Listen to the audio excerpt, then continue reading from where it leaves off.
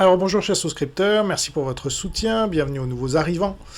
455e vidéo et qui concerne donc la reconstitution de l'URSS, cette revue de presse internationale que je fais désormais une fois par mois en moyenne.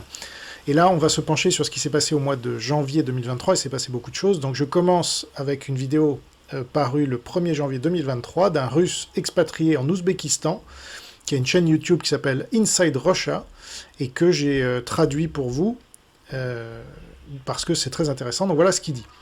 Quand Poutine a fait son discours du Nouvel An, je ne pouvais pas vraiment y croire. Ils ont recréé la scène de l'URSS avec une meilleure qualité d'image télévisée. Bien évidemment, c'est 2022. Ils ont un bien meilleur équipement. Mais tout le reste, le style, c'était les années 80, dont je me souviens quand j'étais enfant. Je me souviens avec une petite différence. Il n'y avait jamais de soldats à la télévision, même pendant la guerre d'Afghanistan, même pendant la guerre de Tchétchénie, même pendant la guerre de Géorgie.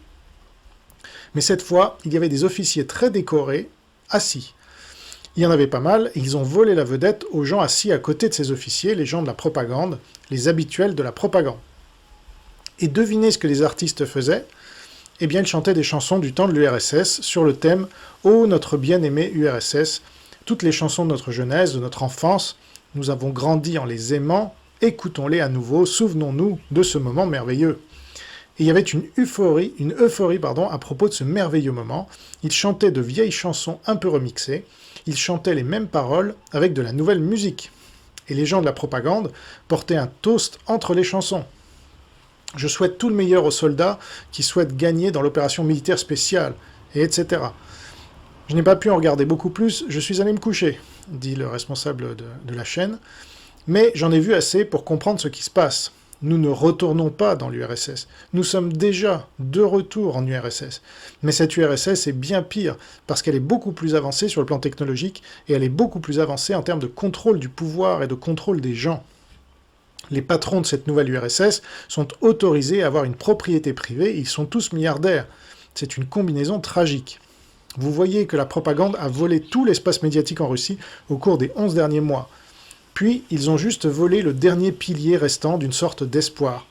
C'est de la programmation patriotique, c'est de la programmation dans la façon dont ils pensent que c'est patriotique, dans la façon dont ils ont décidé ce qui est patriotique.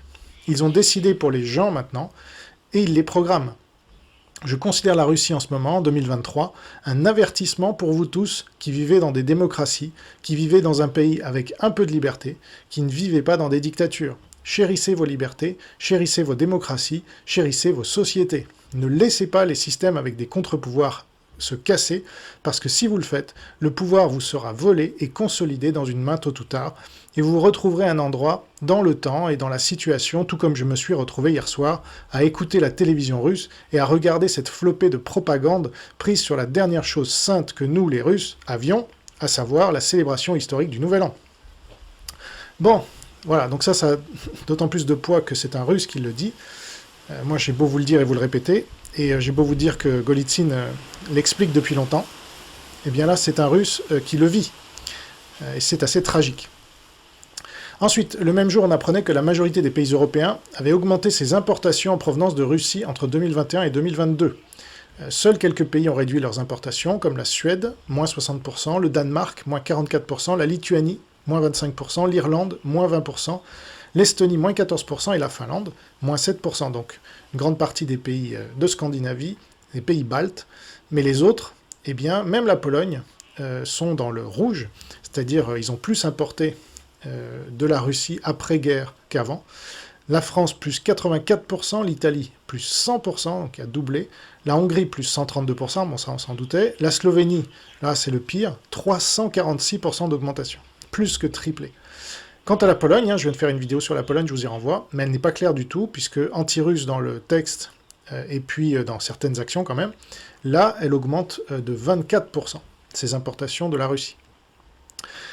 Ensuite, le 5 janvier, LCI indique « La France muscle son soutien à Kiev. Paris a promis à l'Ukraine de lui livrer des chars de combat légers AMX-10 RC de facture française en réponse aux besoins pressants de Kiev pour affronter l'armée russe. » Annonce de Emmanuel Macron, donc, mais à ma connaissance, il n'a pas donné suite. Et puis Bloomberg indique le même jour, l'Allemagne et la Suède ajoutent des règles de test Covid pour les vols en provenance de Chine. L'Union européenne a vivement encouragé les membres à imposer de nouvelles exigences. La Pologne et la Bulgarie affirment qu'elles ne voient pas l'utilité des restrictions relatives au Covid. Donc là, j'ai déjà abordé cet aspect de collaboration entre la Pologne et la Chine, et la Bulgarie aussi apparemment. Le 10 janvier, Télésatellite indique « Le président biélorusse Alexandre Loukachenko a signé une nouvelle loi qui légalise le piratage de films, de musique, d'émissions de télévision et de logiciels appartenant à des titulaires de droits de pays hostiles entre guillemets ». Donc là, on a le communisme dans toute sa splendeur.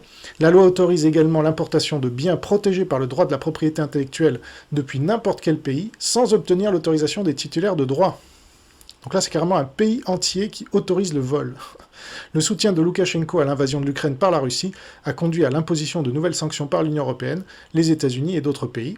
À l'instar de la Russie, la Biélorussie s'appuie sur la propriété intellectuelle détenue par des titulaires de droits étrangers qui ne peuvent ou ne veulent actuellement pas la fournir et ou la concéder sous licence. Ainsi, pour garantir un accès légal aux films, aux musiques et aux émissions de télévision et logiciels piratés, le gouvernement a rédigé une nouvelle loi visant à restreindre les droits de propriété intellectuelle. Bon, c'est pas très étonnant de la part d'un régime communiste, mais voilà, quand on nous dit le communisme n'existe plus, voilà, ça fait rigoler.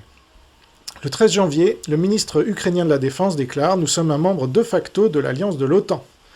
Alors la BBC indique « L'Ukraine est devenue un membre de facto de l'alliance de l'OTAN, selon le ministre ukrainien de la Défense, car les pays occidentaux, qui craignaient autrefois qu'une assistance militaire puisse être considérée comme une escalade de la part de la Russie, changent leur approche de réflexion ». Donc dans une interview accordée à la BBC, Oleksiy Reznikov a déclaré qu'il était certain que l'Ukraine recevrait les armes qu'elle réclame depuis longtemps, notamment des chars et des avions de combat, alors que l'Ukraine et la Russie semblent se préparer à de nouvelles offensives au printemps.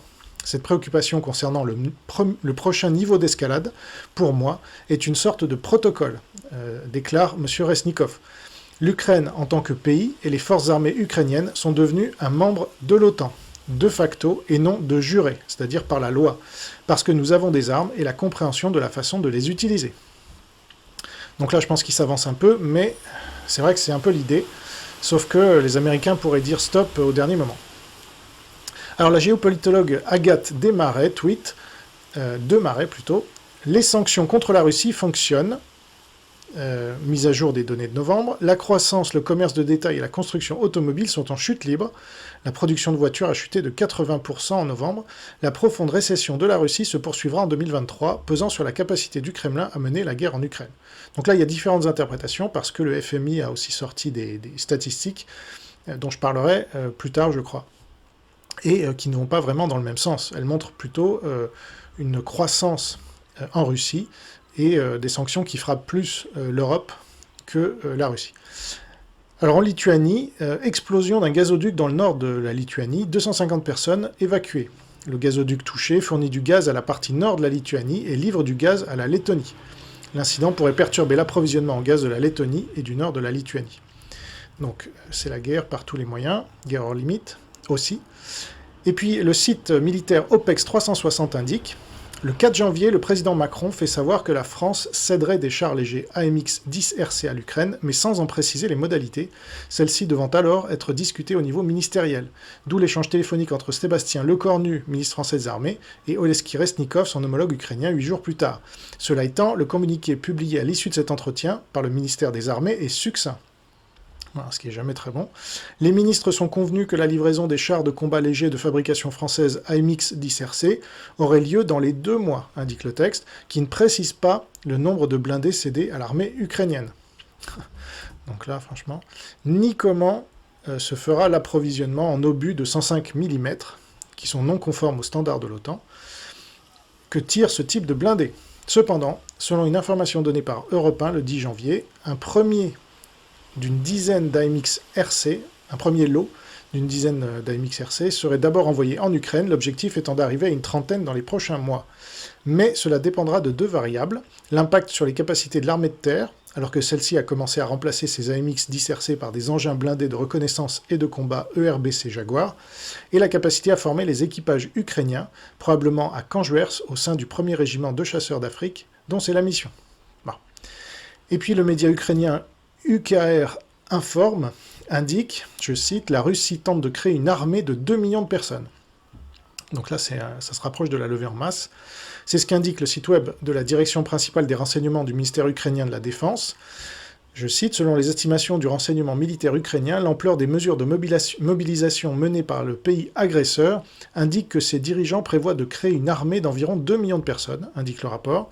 Selon l'agence de renseignement, lors de la première vague de mobilisation, 300 000 personnes ont été enrôlées dans les forces armées russes. Après une courte formation, les mobilisés sont envoyés dans la zone d'hostilité en Ukraine. Les services de renseignement ukrainiens n'excluent pas que les dirigeants russes annoncent une autre vague de mobilisation dans les prochains jours. 500 000 Russes supplémentaires rejoindront les forces armées, ce qui permettra aux pays terroristes de créer des réserves stratégiques. Les préparatifs de l'annonce de la prochaine vague de mobilisation en Russie sont déjà en cours. Au niveau législatif, des changements régissant la mobilisation sont apportés aux lois russes. La préparation active des centres de formation est également en cours. Et puis il y a plein de témoignages, comme Kublai par exemple, sur sa chaîne, qui a fait état de mobilisation un peu à la va comme je te pousse, et 9000 mobilisés qui ont été rendus à leur famille 6 mois plus tard, en disant qu'ils s'étaient trompés. Donc, bon. Le 14 janvier, le Premier ministre britannique Rishi Sunak promet lui aussi des chars. Alors ça, c'est des chars Challenger 2 et des systèmes d'artillerie à l'Ukraine. Il s'agit évidemment d'armes offensives fournies actuellement à l'Ukraine par des pays alliés de l'OTAN. Et puis, malgré une propagande anti-russe de façade, qui cache un engagement de la France et des grands médias du côté sino-russe, parfois la vérité sort de façon inattendue, et on le doit généralement aux Ukrainiens invités sur les plateaux. Donc c'est arrivé 2 fois sur France 5, dans l'émission C'est ce soir. Une intervenante ukrainienne avait comparé Macron à Pétain, et une autre avait accusé Michel Goya de reprendre la propagande russe. Et cette fois sur LCI, le 12 janvier donc, comme le rapporte Le Figaro, jeudi soir, la chaîne d'information du groupe TF1 a organisé un débat sur la guerre en Ukraine. L'intervenante Alla Poedi, qui est une Ukrainienne, a pris à partie la journaliste en lui reprochant de ne pas avoir un avis objectif. Il ne faut pas qu'elle enfonce les Ukrainiens à chaque fois qu'elle parle, avait-elle réagi ce jeudi soir dans Brunet, Hamet et compagnie, diffusé sur LCI. Cette franco-ukrainienne, consultante en relations internationales pour la chaîne d'information du groupe TF1, n'a pas été tendre avec Anne Niva. Après de premiers échanges musclés avec la journaliste du Figaro, Yves Tréhard, l'intervenante s'est tournée vers la reporter de guerre qui tentait d'intervenir pour souligner que la corruption existait également en Ukraine. Et donc j'ai fait une vidéo à laquelle je vous renvoie, sur les médias français sont-ils anti-russes, dans laquelle je diffuse notamment cet extrait et les autres, où vous avez des Ukrainiennes courageuses qui démasquent des intervenants en plateau qui prétendent être du côté ukrainien, alors qu'en fait ils reprennent la propagande de guerre du Kremlin. Le 16 janvier, Euronews indique que les responsables russes et les autorités d'occupation pourraient se préparer à une déportation massive des citoyens ukrainiens des territoires occupés vers la Fédération de Russie. Donc là, c'est quand même la Russie qui accuse l'Occident d'être nazi, mais la Russie fait tout ce que les nazis ont fait, en fait. Ils envahissent des pays entiers, où ils essayent, ils déportent. Bon. Le géant américain des médias Bloomberg a rapporté que le Premier ministre russe Mikhail Mishustin a émis un ordre gouvernemental à la mi-décembre sur la mobilisation des revenus, qui alloue jusqu'à 2,5 milliards d'euros de dépenses supplémentaires pour ce que Moscou appelle la réinstallation potentielle des résidents de la région de Kherson en Russie. Le vice-premier ministre ukrainien Irina Vereshchuk a répondu à l'ordre du gouvernement russe en déclarant que les responsables russes et les autorités d'occupation pourraient envisager d'expulser plus de 100 000 résidents de la région de Kherson vers la Russie, par crainte que les forces de Moscou ne perdent davantage de territoire dans l'Ukraine déchirée par la guerre. Alors depuis, on sait que la Russie a repris du terrain, mais quand même. Le 17 janvier, Le Monde indique, dans un entretien avec le journal en ligne indépendant russe The Insider et dans une vidéo publiée sur la chaîne YouTube de Gulagu, Andrei Medvedev explique avoir quitté le groupe Wagner après avoir assisté au meurtre de Refusnik, ces recrues qui ont refusé de se battre contre les Ukrainiens ou qui ont voulu déserter. Il évoque ainsi le rôle d'une unité spéciale qui exécute à la fois des Ukrainiens et des mercenaires errants. Et c'est pas la première fois qu'il sonne l'alarme sur les exactions commises par cette société militaire privée aux méthodes brutales. En décembre 2022, par l'intermédiaire de Gulagu, il interpellait déjà les autorités russes sur ces exécutions extrajudiciaires et demandait l'intervention du FSB, c'est-à-dire les services de renseignement du pays, et du président russe Vladimir Poutine. Le même jour, Patrick Edry tweet, donc j'ai interviewé Patrick Edry, il travaille pour Solidarnosc, et donc il habite en Pologne, il y a environ 2000 chars Léopard 2 en Europe. Si l'Allemagne donnait son accord pour en fournir 300 à l'Ukraine, en 3 mois les Russes rentrent chez eux. Mais non, l'Allemagne semble préférer que l'Ukraine perde. Donc, Depuis, on sait qu'il y a eu de la pression et ils ont pu envoyer des chars, mais pas autant que Patrick Hedry en souhaitait. Igor Souchko, qui est du côté ukrainien et qui est notamment en relation avec un agent du FSB qui fournit des informations de première main, tweet: le général Gerasimov a donné des ordres à toute l'armée russe. Premièrement, les téléphones et les tablettes sont désormais interdits. Les soldats se plaignent que cela empêchera l'utilisation de drones. Deuxièmement, les véhicules non militaires sont interdits. Des véhicules civils ont été utilisés en raison de la pénurie de véhicules. Troisièmement, les barbes sont interdites. Tout le monde doit être rasé de près. Et Souchkov commente: comme beaucoup l'ont fait remarquer, l'ordre donné par Gerasimov à tous les soldats russes d'être rasés de près pourrait être une préparation à l'utilisation potentielle d'armes chimiques ou biologiques en Ukraine, ce qui nécessiterait un joint hermétique pour les masques à gaz. Bon, pour l'instant ça s'est pas produit, mais il faut rester vigilant évidemment.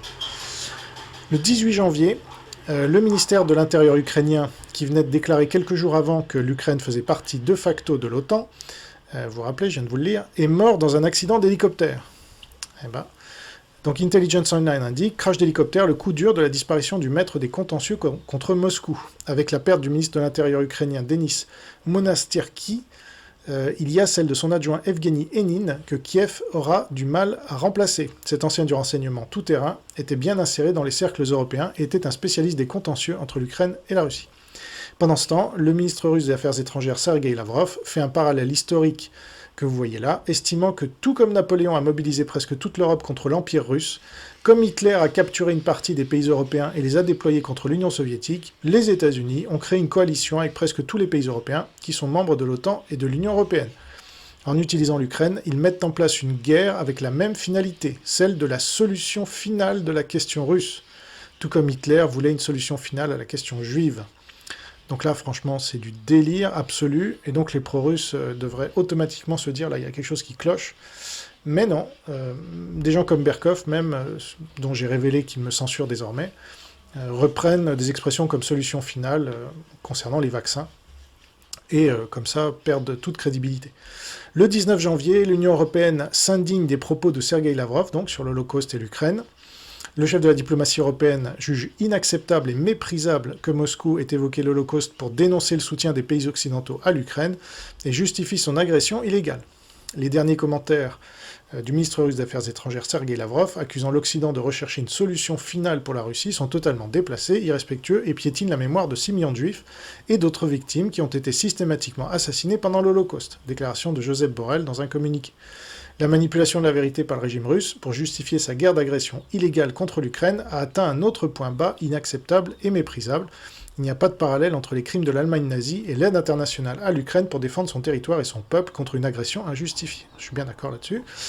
La Russie a envahi un pays voisin souverain, y cible et y tue quotidiennement des civils dans le but avoué de détruire le pays et la nation ukrainienne, ajoute-t-il.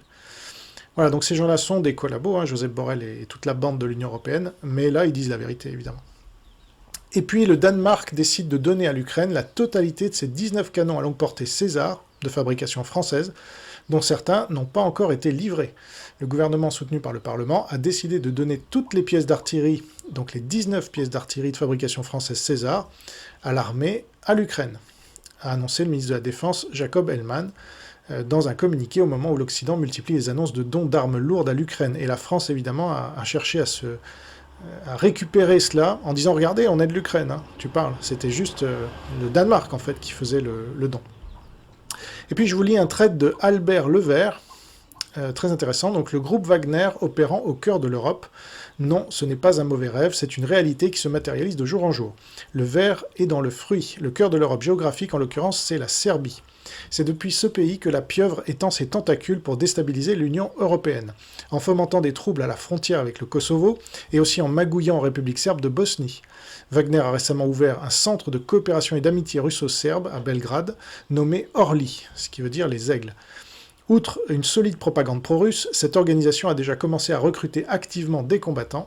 Cette opération a pris une telle ampleur que le président serbe Aleksandar Vučić, qui est un collabo sino-russe dont j'ai déjà parlé souvent, s'est fendu d'un communiqué demandant à la Russie de cesser de recruter des combattants en Serbie, tout en niant l'existence du groupe sur le territoire serbe.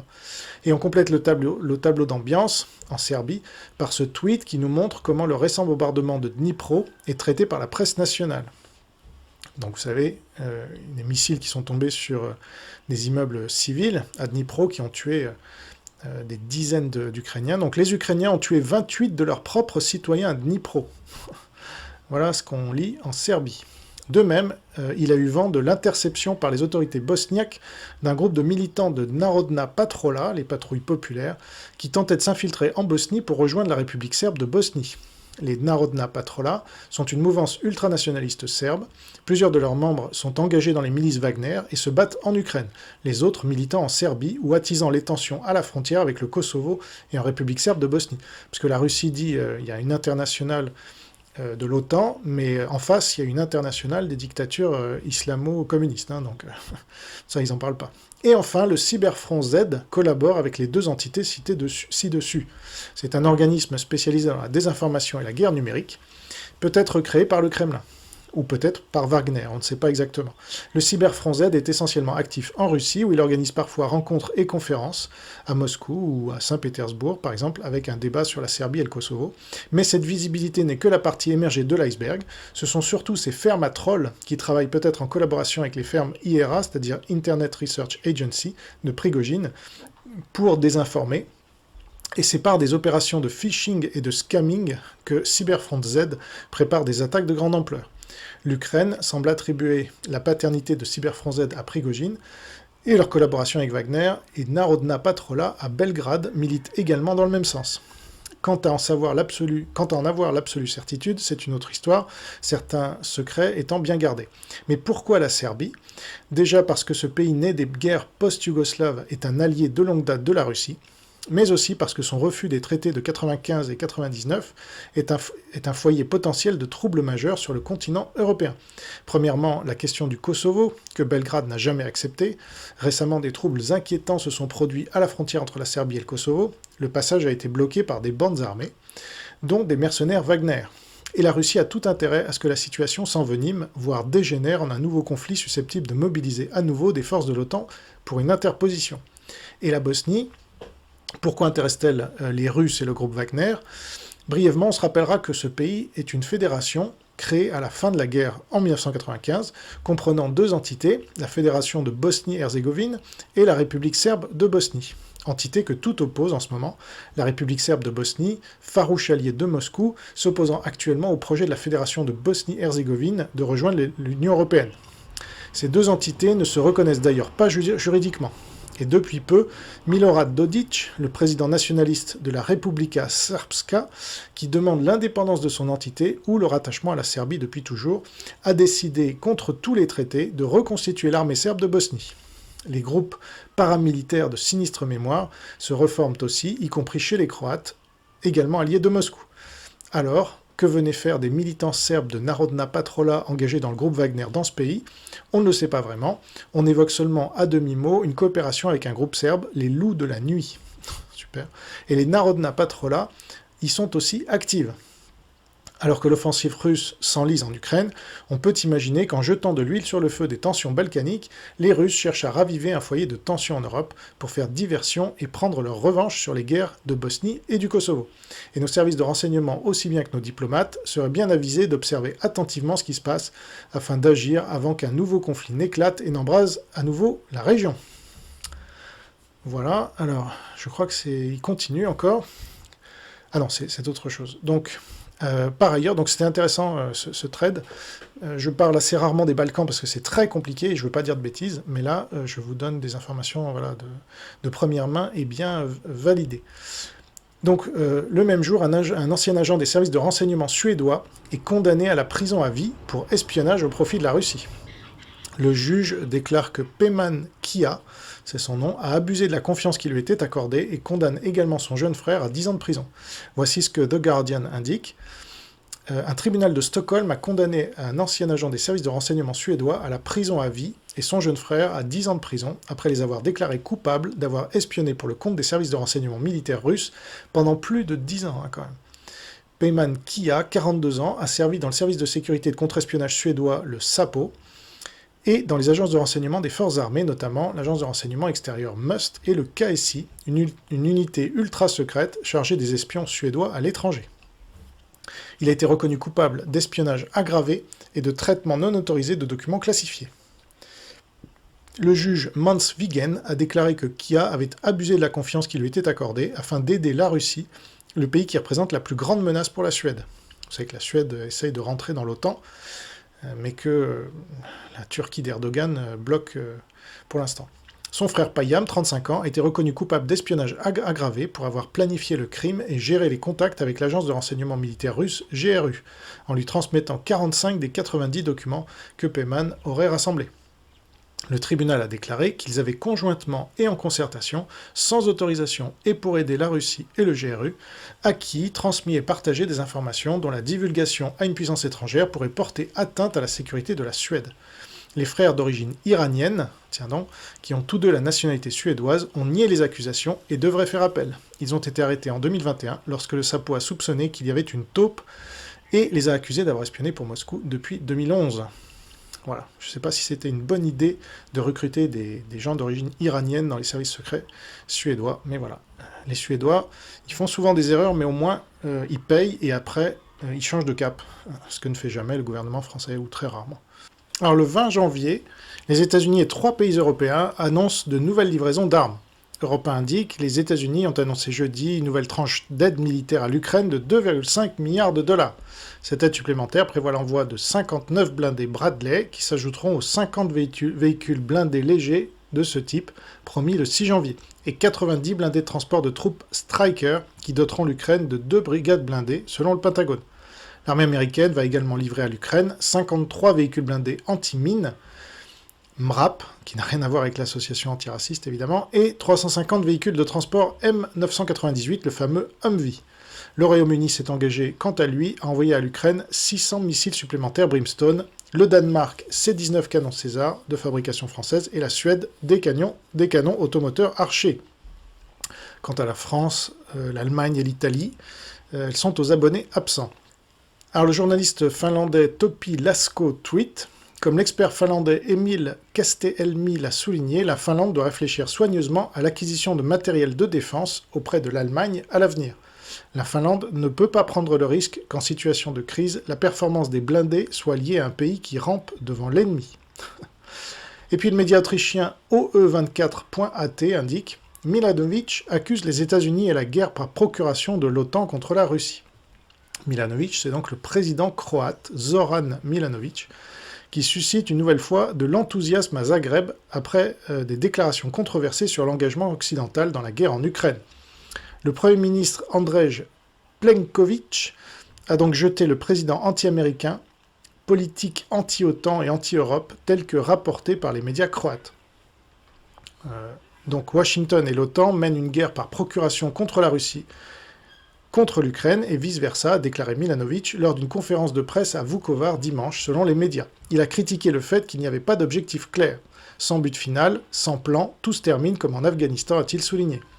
Pour destituer le président russe Vladimir Poutine, ça ne peut pas être le bon plan. Les sanctions ne peuvent pas être le plan, a déclaré Milanovic, continuant à dire que les sanctions sont absurdes et ne seront pas réalisées. Il a réitéré ses critiques des sanctions occidentales contre la Russie, qu'il avait précédemment décrites comme inefficaces. Les récentes déclarations sur la guerre en Ukraine, avec lesquelles le président n'est pas en ligne avec le gouvernement, ont de nouveau suscité des réactions critiques en Croatie. Ces déclarations sont ridicules, c'est le vrai problème, a déclaré Plenković lundi soir. Ce sont de thèses sérieuses, a-t-il ajouté, se demandant quelle mission et quel intérêt Milanovic exprime. Donc là, il y a une opposition entre les deux têtes de l'exécutif en Croatie. Le parti au pouvoir HDZ a critiqué via Facebook les déclarations de Milanovic en disant qu'elles étaient conformes au récit officiel russe. En ce qui concerne le fait que les médias d'État russes ont adopté des déclarations avec une satisfaction visible, le HDZ a décrit le président comme une star des médias du régime russe. Et puis le même journal autrichien indiquait le Premier ministre espagnol Pedro Sánchez s'est prononcé en faveur de négociations avec le chef du Kremlin Vladimir Poutine pour mettre fin à la guerre en Ukraine. Donc voilà, ça c'est le discours pro-russe. Il est important que nous maintenions le contact également avec Poutine, a déclaré Sanchez mercredi à la chaîne d'information américaine CNN, en marge du Forum économique mondial de Davos. Je plaide par exemple fortement pour que le gouvernement français et le gouvernement allemand prennent ici la direction des opérations. il serait envisageable de revenir au format dit de Normandie, un groupe de contact composé de l'Allemagne, de la France, de la Russie et de l'Ukraine, tel qu'il existait avant le début de la guerre. La plupart du temps, ce sont les ministres des Affaires étrangères des 4 pays qui se rencontrent. Les autres États membres de l'Union européenne soutiendraient Paris et Berlin dans une telle initiative, a déclaré le socialiste Sanchez. À la question de savoir si Poutine pourrait interpréter une volonté de dialogue de l'Occident comme une faiblesse, il a répondu « Non, je ne le pense pas ». Voilà. Donc soit il est naïf, soit il est collabo, soit les deux. Mais en tout cas, c'est peut-être ce qui nous attend d'ailleurs. Hein. Là, on nous dresse un peu...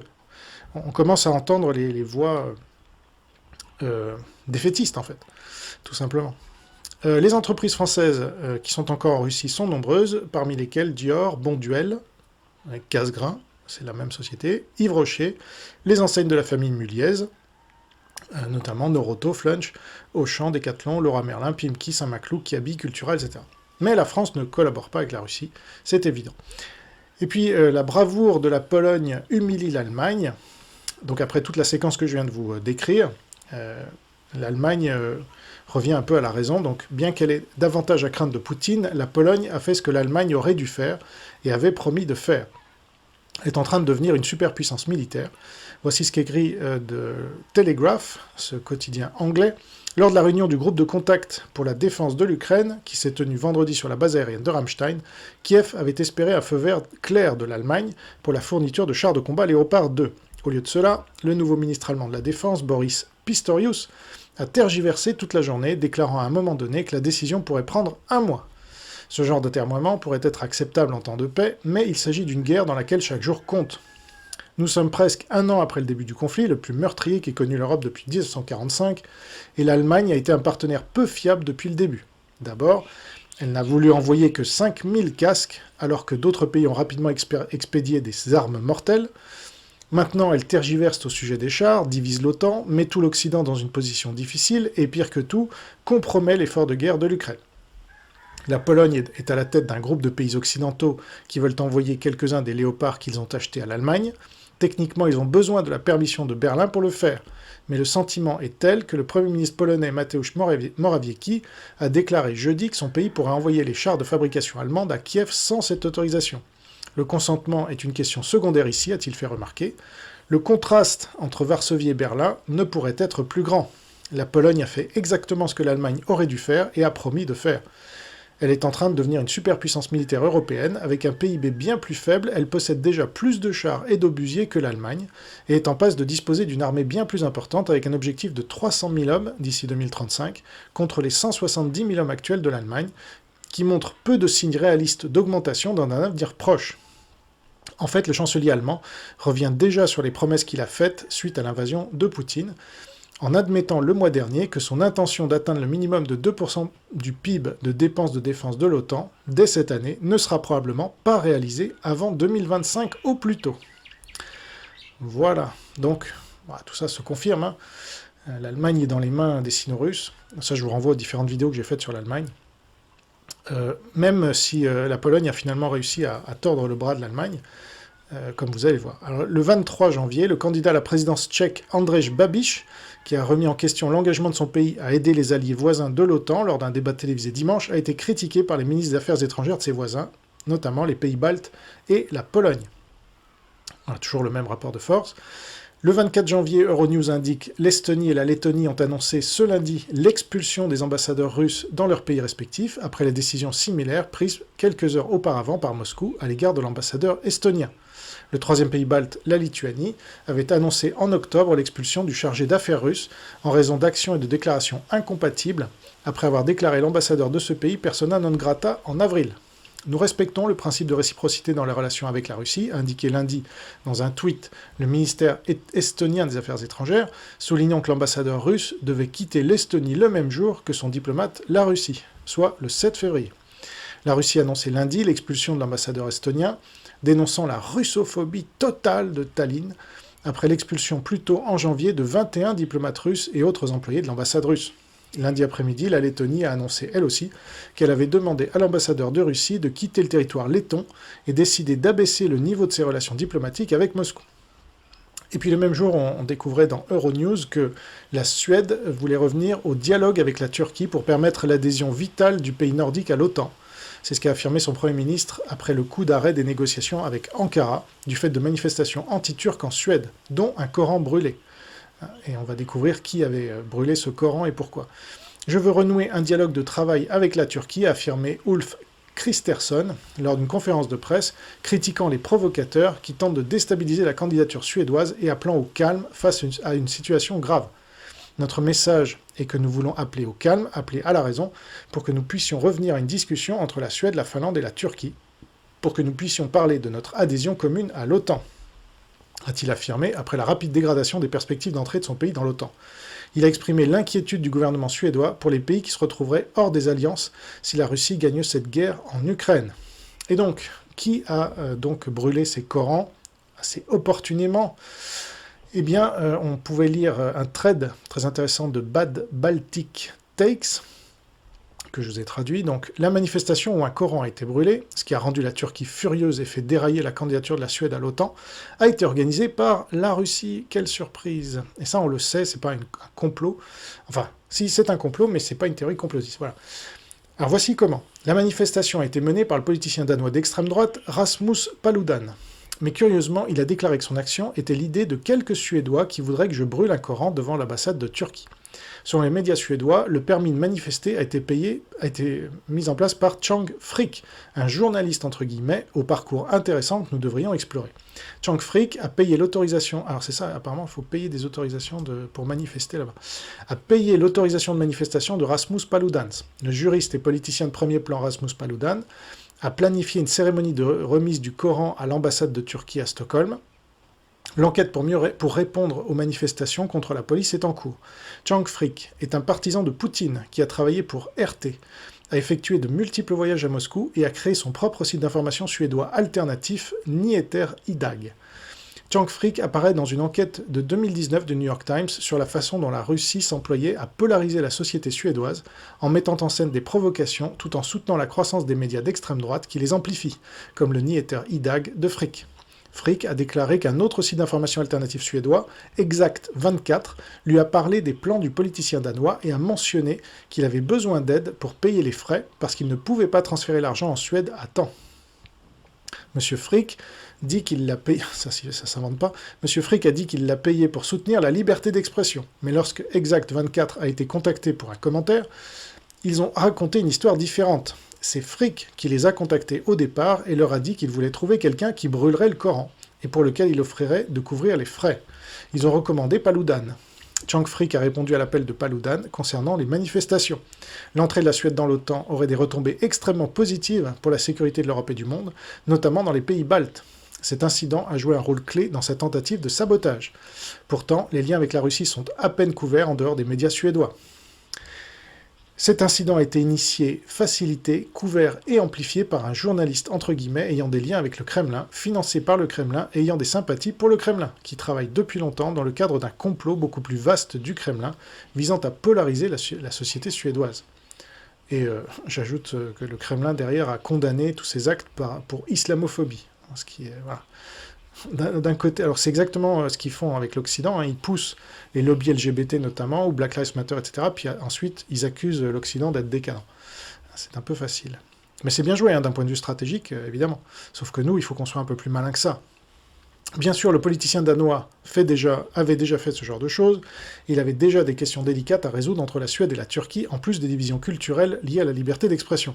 Le but de la propagande du Kremlin est de créer les divisions entre ses adversaires et de polariser les sociétés démocratiques, y compris en lançant des provocations et en amplifiant les personnes marginales comme si elles étaient des voix importantes du courant dominant. C'est pourquoi nombre des Occidentaux qui jouent leur rôle au sein de cette machine sont des individus aussi médiocres. Ils ne peuvent pas réussir par leur propre mérite en politique ou dans les médias dans une société libre, alors ils sont soutenus et amplifiés par le Kremlin. On connaît ça en France aussi.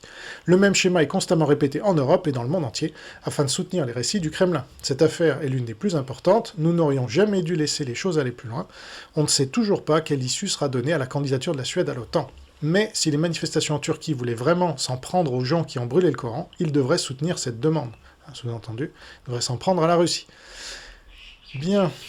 Le 27 janvier, le média italien ANSA indique que la Troisième Guerre mondiale pourrait survenir si les chars russes arrivaient à Kiev. Déclaration vendredi du ministre de la Défense Guido Crosetto à propos de la possible escalade de la guerre en Ukraine en réponse aux menaces de Moscou d'une escalade après l'envoi de chars lourds occidentaux. La Troisième Guerre mondiale commencerait au moment où les chars russes arriveraient à Kiev et aux frontières de l'Europe. Faire en sorte qu'ils n'arrivent pas est la seule façon d'arrêter la Troisième Guerre mondiale, a déclaré Crosetto dans un événement à Rome. Je suis bien d'accord avec lui. Sauf que, voilà, la Troisième Guerre mondiale, on est déjà dedans depuis 3 ans, mais ça, je suis le seul à le dire quasiment dans le monde entier, donc... Mais c'est quand même hallucinant. News 360 indique le même jour, le ministère ukrainien des Affaires étrangères a convoqué vendredi l'ambassadeur hongrois István Ijjártó en raison des comparaisons méprisables faites par le Premier ministre Viktor Orban, qui a déclaré que le pays se transformait en Afghanistan et était un no man's land. Voilà. Ensuite, le 28 janvier... plutôt une bonne nouvelle, c'est le pro-occidental Petr Pavel qui vient de remporter l'élection en République tchèque face au collabo des sino-russes Andrej Babiš. Donc c'est la fin de l'hémorragie d'élections entre guillemets de dirigeants pro-sino-russes depuis plus d'1 an. Voici ce que le Monde indique. Le général Petr Pavel, ex-chef du comité militaire de l'OTAN et partisan de l'aide militaire à l'Ukraine, a été élu le 28 janvier à la présidence de la République tchèque, battant l'ancien Premier ministre et milliardaire Andrej Babiš pour prendre la succession de Miloš Zeman, qui était un ultra pro-russo-chinois, ça c'est moi qui rajoute, qui avait entretenu des liens ambigus avec Moscou, voilà, ça c'est la version du Monde. Andrej Babiš, 68 ans, dont la richesse et les soucis judiciaires en ont fait un personnage clivant, avait qualifié le vote de référendum sur Babiš. Le milliardaire a cherché à séduire les électeurs inquiets des retombées de l'invasion russe en Ukraine, en laissant entendre que son adversaire pourrait entraîner le pays dans cette guerre. Le député populiste a aussi déclaré qu'il n'enverrait pas de troupes tchèques en aide à la Pologne ou aux pays baltes dans le cadre de la défense collective de l'OTAN, des propos qui ont suscité des interrogations à l'étranger et sur lesquels il est aussitôt revenu. Bien que son rôle soit essentiellement honorifique en République tchèque, le chef de l'État compose le gouvernement, choisit le gouverneur de la Banque centrale, les juges constitutionnels et assure le commandement suprême des forces armées. Alors ça, c'est pas du tout symbolique, hein, ni honorifique. Là, le Monde, je ne comprends pas. Miloš Zeman, il avait beaucoup de pouvoir, donc son successeur en a autant que lui. Mais ça, c'est la qualité du journalisme français, vous voyez. Ultra subventionné en plus. Bref, et puis, parlant de journalistes ultra subventionnés, donc le Parisien indique malgré tout son passé... Ah, pardon. Le Parisien indique malgré tout son passé communiste. Donc il faut rester vigilant, je cite, un passé communiste. Voilà, né le 1er novembre 1961, Petr Pavel a fréquenté un lycée militaire puis une université militaire. Il a rejoint le Parti communiste, une décision que ses adversaires lui reprochent toujours, et a commencé une ascension rapide dans les rangs de l'armée. On lui reproche aussi d'avoir voulu devenir agent du renseignement militaire. Je suis né dans une famille où l'adhésion au Parti communiste était considérée comme normale, s'est-il justifié sur son site. Je n'avais ni assez d'informations ni assez d'expérience pour évaluer la nature criminelle du régime. Ah bon. Maintenant, je sais que c'était une erreur, a-t-il poursuivi. Lorsque le communisme est tombé en 1989, Petr Pavel a quitté le parti, mais a poursuivi sa formation en renseignement. Pendant 33 ans, j'ai participé à la démocratisation de notre pays et milité pour un tournant pro-occidental. Donc ça rappelle un peu Golitsyn, hein. C'est exactement la mission qui était confiée justement à ces gens-là pour faire la convergence. C'était un peu la perestroïka, quoi. Je crois que mes actes montrent clairement quelles valeurs je défends et que je suis prêt à me battre pour les préserver, a-t-il encore martelé. Donc ça, il faudra attendre la suite des événements pour se faire un avis, mais on ne peut que être méfiant dès qu'il y a un passé communiste, évidemment, avéré. Et puis la Grande-Bretagne va transférer à l'Ukraine 2,3 milliards de livres sterling depuis les comptes gelés d'Abramovich. Voilà, il est vrai qu'il est consentant, mais c'est toujours une bonne idée. Le 1er février, donc avant-hier, j'enregistre le 3, Moscow Times, qui est le quotidien de Moscou, indique à ses lecteurs russes un nouveau monument à la gloire du dirigeant soviétique Joseph Staline a été inauguré mercredi dans la ville de Volgograd, dans le sud de la Russie, à l'occasion du 80e anniversaire de la victoire soviétique dans la bataille de Stalingrad, nom donné à Volgograd jusqu'en 1961, un tournant décisif dans la Seconde Guerre mondiale. Le buste de Staline a été installé près du musée de la bataille de Stalingrad, aux côtés de ceux des maréchaux soviétiques de la Seconde Guerre mondiale, Georgi Zhukov et Alexander Vassilevski. Les 3 monuments ont été conçus par le sculpteur Sergei Sherbakov, originaire de Volgograd. Il s'agit du 2e monument à la mémoire de Staline à avoir été inauguré à Volgograd ces dernières années. Ça ne suffisait pas un seul monument, il en fallait un 2e. Le 1er mémorial moderne, un buste en béton de 2 mètres, a été inauguré près du siège du Parti communiste local en décembre 2019 pour marquer le 140e anniversaire de la naissance de Staline. Toujours des bonnes raisons d'honorer un taré comme ça. Donc là, on est vraiment de retour dans l'URSS. Parce que Staline, franchement, en pleine guerre en Ukraine, honorer un type qui a fait le génocide, et ben voilà. C'est comme si l'Allemagne remettait des bustes d'Hitler, quoi. Je ne vois absolument aucune différence. Mais là, y compris en Occident, ça fait pas autant de bruit que ça devrait en faire, hein. Ça, c'est incroyable. Et puis le président russe hausse le ton au sujet de la livraison des blindés occidentaux en Ukraine. Incroyable mais vrai, nous sommes à nouveau menacés par des chars allemands Léopard, dit Poutine, avec des croix sur leur coque, en cherchant à nouveau à combattre la Russie en Ukraine avec l'aide des partisans d'Hitler, les bandérites, a déclaré Poutine. Ceux qui cherchent à vaincre la Russie sur le champ de bataille ne se rendent apparemment pas compte qu'une guerre moderne avec la Russie serait totalement différente pour eux. Nous n'envoyons pas nos chars à leurs frontières, pourtant nous avons quelque chose à répondre, et cela ne se limiterait pas à l'utilisation de blindés. Tout le monde doit en être conscient. Ouais, on en est bien conscient que t'es le nouvel Hitler, mon gars. Et puis le 3 février, donc aujourd'hui même, on apprend d'une part qu'en 2024, la croissance économique de la Russie devrait dépasser celle de la zone euro. Alors d'après le FMI, ça faut faire attention parce que le FMI il est noyauté par les sino-russes.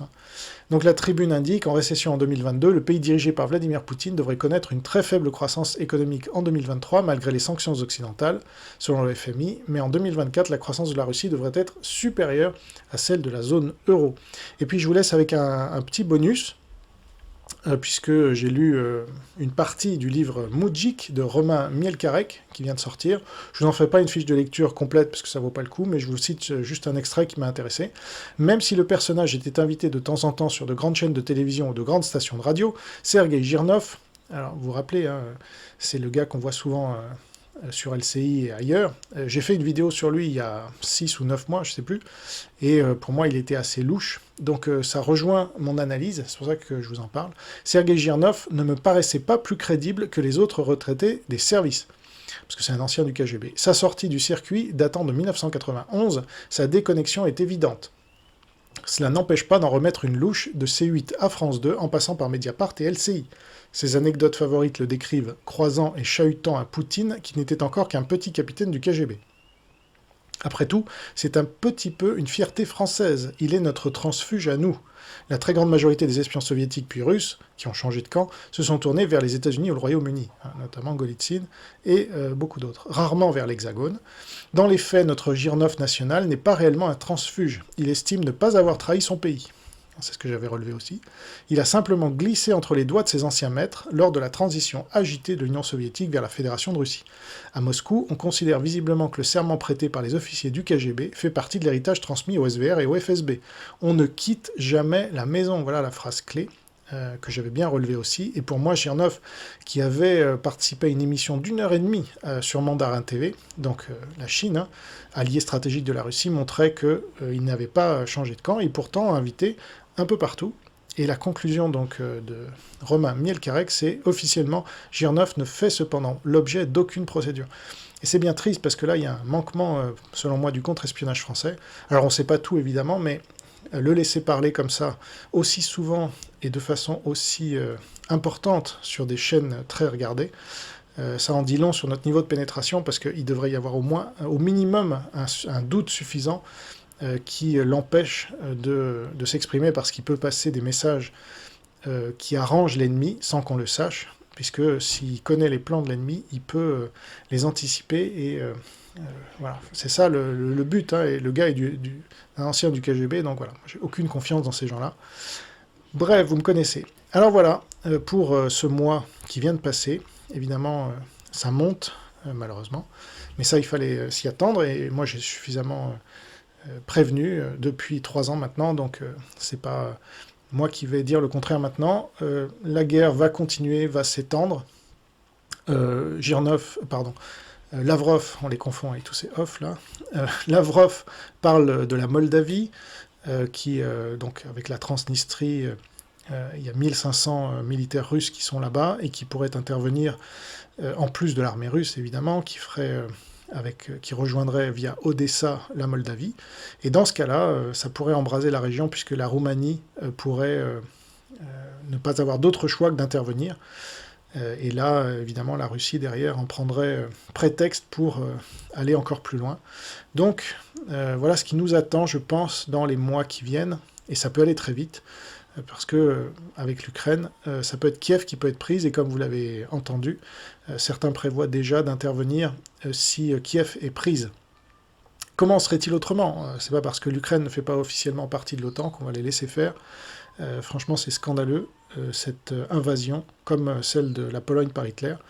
Et donc, il faut être ferme et ne pas répéter les erreurs du passé. Malheureusement, c'est un peu ce qui est en train de se passer, d'après moi, l'Europe et même les États-Unis avec Biden, en faisant vraiment le minimum pour maintenir l'Ukraine à flot. Les Ukrainiens qui se battent courageusement, vaillamment, mais voilà, c'est quand même dur face à une armée russe qui est supérieure en armes et en hommes. Portez-vous bien, gardez la foi, vive le Christ Sauveur et Nouvelle France libre.